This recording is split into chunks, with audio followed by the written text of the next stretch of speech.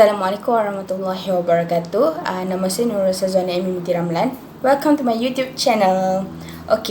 Saya diberi tugasan untuk menerangkan tentang kesan positif dan negatif teknologi kepada masyarakat semasa COVID-19 dan juga pengalaman saya sendiri tentang menggunakan teknologi semasa COVID-19. Adakah ia memberi kesan yang positif ataupun negatif? So, jom kita tengok.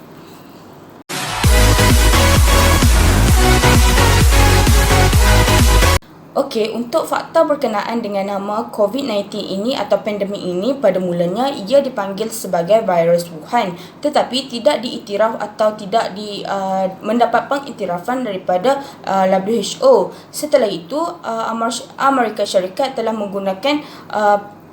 menggantikan pandemik ini dengan nama virus China, tetapi mempunyai unsur-unsur racism ataupun dikenali sebagai perkauman. Namun WHO telah mengeluarkan satu pernyataan bahawa pandemik ini dinamakan sebagai Severe Acute Respiratory Syndrome Coronavirus ataupun SARS-2. Tetapi untuk tidak mengelirukan pandemik ini, namun COVID-19 boleh digunakan, kata WHO. Saya ingin berkongsi tentang apa itu COVID-19 ataupun the stand of the COVID-19. Perkataan CO adalah berasal daripada coronavirus, VI adalah virus, D adalah disease dan 19 adalah kerana penyakit ini dijumpai pada 2019. Dan kita lihat apakah mitos-mitos berkenaan dengan COVID-19 ini. Kerana apa yang saya belajar dalam psikologi sosial, apabila satu term iaitu dinamakan sebagai autokinetik, apabila kita berada dalam satu kekeliruan, manusia lebih cenderung untuk bersetuju tentang satu perkara yang mungkin dirasakan betul. Dan apa yang berkaitan dengan COVID-19 adalah kerana COVID-19 ini merupakan satu virus yang baru, dan juga apabila ada orang menyatakan bahawa satu benda ini adalah berguna untuk digunakan untuk menyembuhkan COVID-19, dan ramai orang akan percaya. So, kita lihat apakah mitos-mitos berkenaan dengan COVID-19. Pertama sekali adalah menggunakan dipercayai bawang putih mampu untuk mencegah COVID-19. Fakta ini dilihat adalah tidak sahih kerana walaupun bawang putih ini mempunyai banyak khasiat seperti untuk kesihatan kita, tetapi ia tidak mampu untuk mencegah ataupun melawan COVID-19. Seterusnya, mitos kedua adalah haiwan peliharaan mampu menjadi ejen penyebar COVID-19 kepada manusia. Hal ini sesetengah pihak menyatakan bahawa ini adalah sangat tidak benar kerana penyakit daripada haiwan tidak boleh berjangkit kepada manusia. Tetapi kita dinasihatkan untuk sentiasa membasuh tangan ataupun mencuci tangan selepas bermain dengan haiwan peliharaan.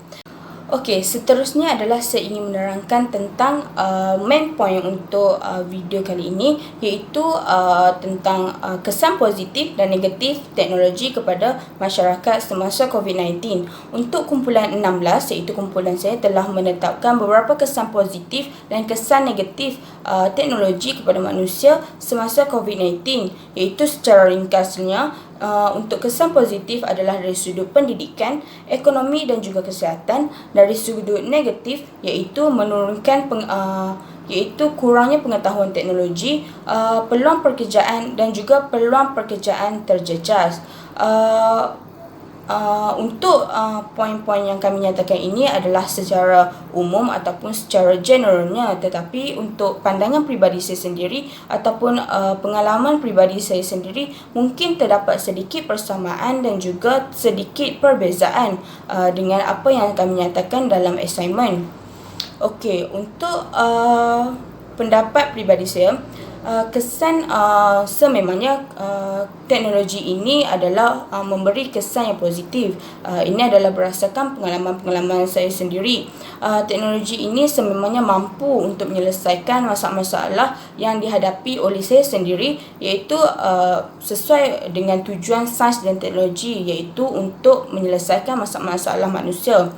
Dan juga walaupun teknologi ini dilihat banyak memberi kesan yang positif dalam bagi pengalaman saya, tetapi teknologi ini juga mempunyai sedikit cabaran yang saya rasakan mungkin perlu dibuat penambahbaikan ataupun kepada pihak yang bertanggungjawab ataupun kepada diri saya sendiri.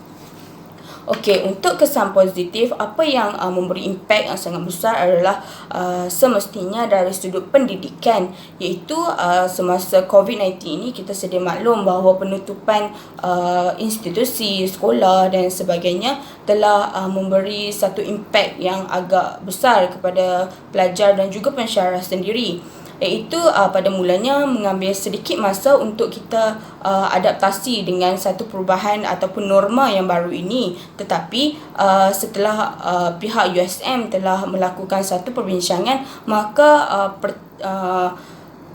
pelajaran atas talian akan diteruskan, iaitu menggunakan teknologi. Itu adalah dari sudut positifnya. Apa yang saya rasakan bahawa ini memberi kesan yang positif kepada saya adalah saya pada mulanya saya rasakan bahawa agak leceh untuk belajar secara online ini, tetapi bila telah dipelajari secara dan pensyarah juga menerangkan bagaimana hendak menggunakan teknologi ini, maka ia tetap berjalan seperti biasa dan memberi kesan yang sangat baik. Okey, sebagai contoh aplikasi yang digunakan dalam subjek-subjek yang telah saya ambil adalah seperti Webex, Zoom, Google Classroom, Microsoft Teams dan sebagainya.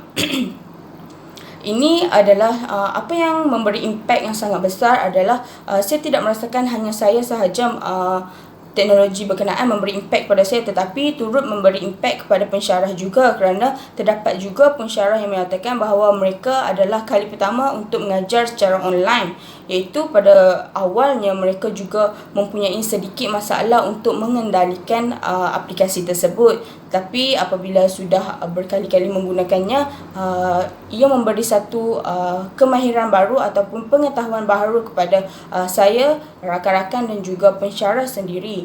Iaitu seterusnya saya melihat bahawa dan saya juga ada bertanya kepada rakan-rakan saya sendiri, iaitu adakah patut pembelajaran atas talian ini digunakan, adakah kita boleh adapt dengan satu norma yang baru ini, dan mereka menyatakan bahawa ia merupakan satu pengalaman yang baru, tetapi mereka menyatakan terdapat sedikit cabaran-cabaran yang harus dilalui menggunakan teknologi dari sudut pendidikan ini. Saya akan kupas cabaran pendidikan ini pada video nanti. So, seterusnya adalah dari sudut ekonomi.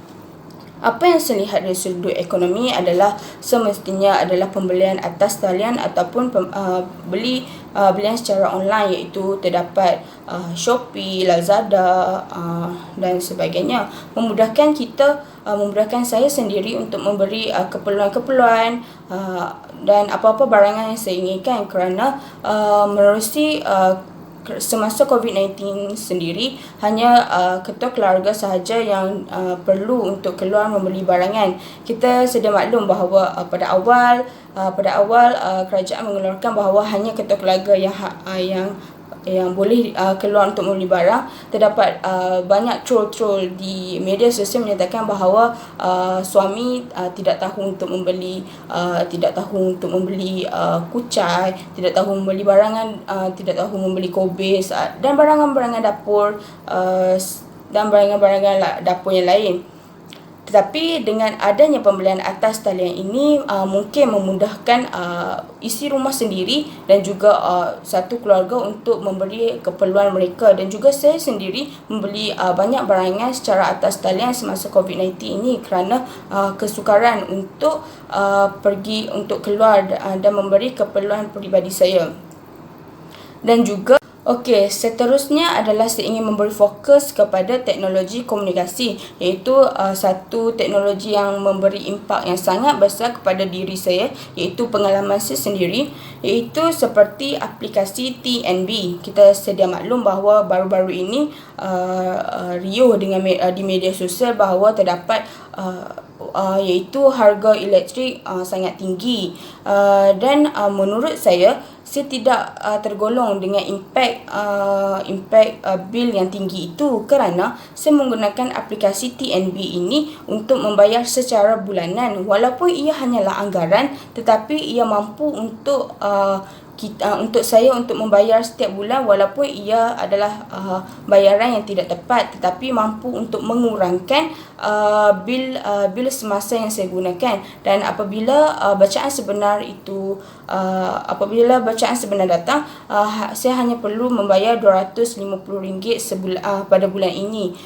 Dan saya ada bertanya kepada kawan saya, iaitu kawan kelas saya, bahawa dia telah membuat status di WhatsApp bahawa dia punya bil elektrik adalah sangat tinggi, iaitu dia menyatakan bahawa bil elektrik dia adalah sebanyak RM800. Dan saya bertanyakan, adakah beliau tidak membayar sebelum ini di aplikasi TNB, dan beliau menyatakan adalah tidak. Dan saya merasakan ini adalah satu kesan positif kepada saya, kerana ia mampu untuk mengurangkan jumlah bayaran saya untuk membayar secara keseluruhan bil elektrik saya. Masih dalam teknologi komunikasi, iaitu mungkin ini dari sudut pendidikan, iaitu mengedit video. Pada sebelum ini saya tidak mempunyai bakat, ataupun saya tidak tahu bagaimana hendak mengedit video, bagaimana hendak meletakkan efek-efek dalam video dan sebagainya. Jika ada pada sebelum ini diberi tugasan video pun, saya hanya menyuruh rakan-rakan yang tahu berkenaan dengan mengedit video untuk melakukannya, dan saya tidak mengambil orang cakap tak ambil pot langsung lah untuk nak edit video, sebab saya memang tak tahu bagaimana nak edit video. Tetapi semasa pembelajaran online ini berlaku, pensyarah khususnya harus menyediakan pelbagai coursework untuk para pelajar untuk menepati 100% coursework, iaitu pensyarah harus menyuruh pelajar membuat pelbagai tugasan. Salah satunya adalah video. Terdapat 3 subjek saya yang memerlukan saya untuk mengedit video. Ia adalah secara tidak langsung memberi saya satu ilmu yang baru, iaitu pada sebelum ini saya tidak tahu dan tidak mempunyai sebarang ilmu untuk mengedit video. Tetapi untuk kali ini dan untuk pembelajaran online ini, saya belajar walaupun tidaklah begitu gempak dan sebagainya. Tapi terdapat juga idea yang boleh saya kembangkan untuk mengedit video dan sebagainya. Ini saya lihat daripada pengalaman saya sendiri. Mungkin berbeza dengan anda yang telah mahir mengedit video dan sebagainya.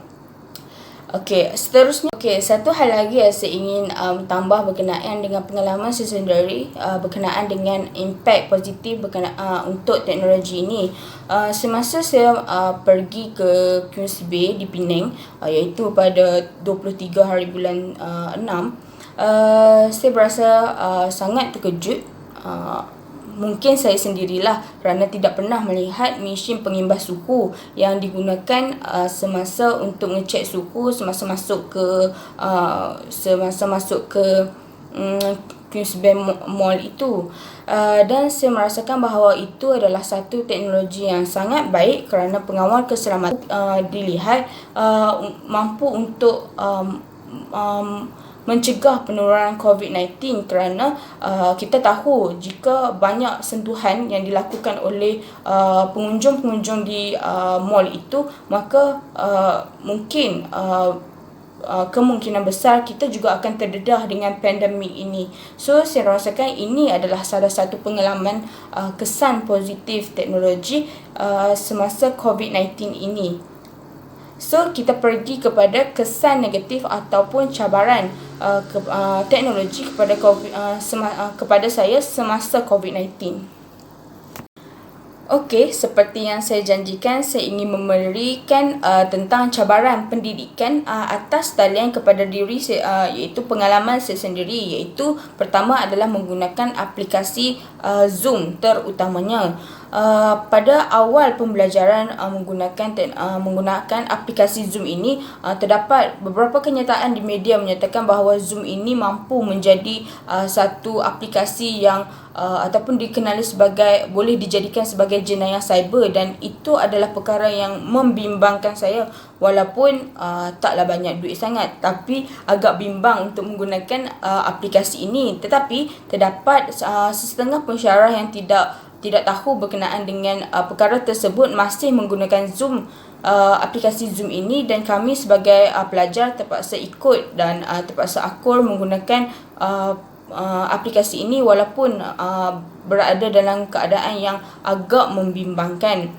Dan masih berkenaan dengan pembelajaran atas talian, saya merasakan bahawa mungkin saya seorang yang duduk di luar bandar, iaitu saya duduk di Kuala Kedah, Kedah, coverage ataupun line internet lah, secara terusnya line internet di kampung mungkin tidak baik ataupun tidak begitu bagus seperti di bandar, iaitu semasa pengajian atas talian mempunyai banyak halangan. Kadang-kadang tidak mendengar apa yang pensyarah cakap, kadang-kadang skrin menjadi hitam, terdapat banyak halangan, dan saya tidak merasakan kadang-kadang agak sedih dan agak stres belajar secara online ini, kerana bila internet tidak begitu baik, saya mempunyai kesukaran untuk belajar dan memahami apa yang pensyarah hendak berikan, hendak mengajar.